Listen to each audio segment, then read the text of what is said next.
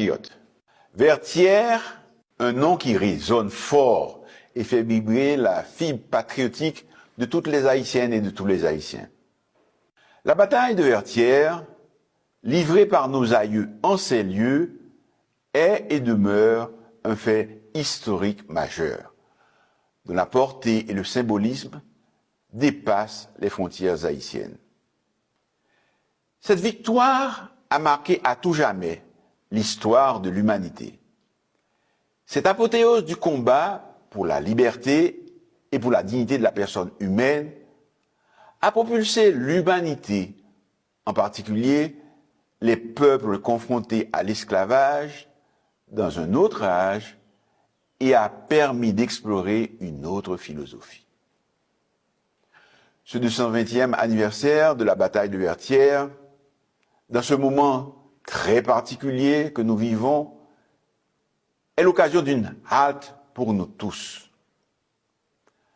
Rappeler en Haïti que l'indépendance n'a été possible uniquement parce que nous avons su réaliser l'union sacrée de toutes et de tous en vue de changer le destin de tout un peuple qui a dit non à la barbarie esclavagiste et oui au respect de son droit. Inaliénable à l'égalité, ce beau pays dont nous avons hérité mérite bien qu'aujourd'hui, nous le mettions au-dessus de toutes les querelles fratricides, de tous les intérêts particuliers, de toutes les colères légitimes, afin de poursuivre le rêve de liberté, d'égalité et de fraternité de nos ancêtres. La célébration de la bataille de Vertières correspond avec celle des forces armées d'Haïti. C'est l'occasion privilégiée pour que toutes les Haïtiennes et tous les Haïtiens se rappellent la contribution inestimable de l'armée indigène dans la conquête de l'indépendance et des rapports historiques entre la nation haïtienne et son armée. Aujourd'hui, nous sommes en train de reconstruire une force de défense nationale, car l'armée haïtienne a besoin de se renouveler et de se donner de nouvelles missions adaptées à l'époque actuelle et aux enjeux modernes de défense du territoire, particulièrement contre les menaces naturelles accrues qui ont tendance à augmenter considérablement avec les changements climatiques.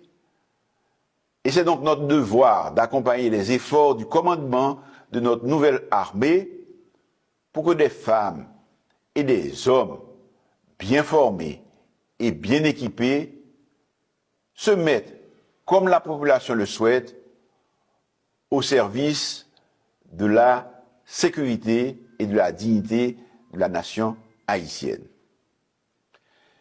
Cette 220e commémoration de la bataille de Vertières, qui ouvre sur l'année des 220 ans de notre indépendance, c'est un moment de réflexion et de rassemblement.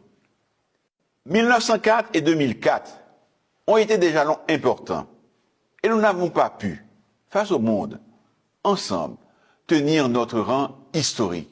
Nous avons besoin donc de jeter des regards en arrière pour assurer, comprendre et préparer le futur. Le futur, c'est déjà aujourd'hui. Et nous devons soigner notre Haïti chéri. Soigner notre pays, c'est prendre sur nous-mêmes, comprendre que nous avons un rôle à jouer, que le pays, c'est nous tous et chacun de nous. Soigner Haïti, c'est la projeter différemment de ce que les clichés, l'indifférence et la violence veulent nous faire croire tous les jours.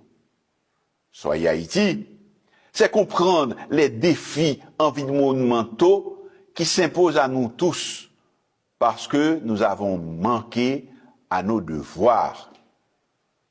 Soigner Haïti, c'est œuvrer pour la restauration des institutions démocratiques et de l'état de droit, parce que c'est notre choix en tant qu'Haïtiens et parce qu'il est plus que temps de redonner la parole au peuple souverain et de laisser parler les urnes. Soyez Haïti, comprendre qu'il y a un combat à mener pour que les Haïtiens aient envie de demeurer chez eux, parce qu'ils peuvent y vivre, y travailler et se construire un avenir pour eux-mêmes et pour leur famille. Soyez Haïti, c'est avoir la conviction que le meilleur est devant nous, que la bataille de Vertières, le 18 novembre 1803, la proclamation de l'indépendance, le 1er janvier 1804, ont créé entre chaque femme, chaque homme, né ou à naître sur cette terre, des liens qui font qu'ils peuvent se parler, se comprendre et être pour le monde des exemples d'humanité, de bienveillance et de dépassement de soi. Nous avons besoin de nous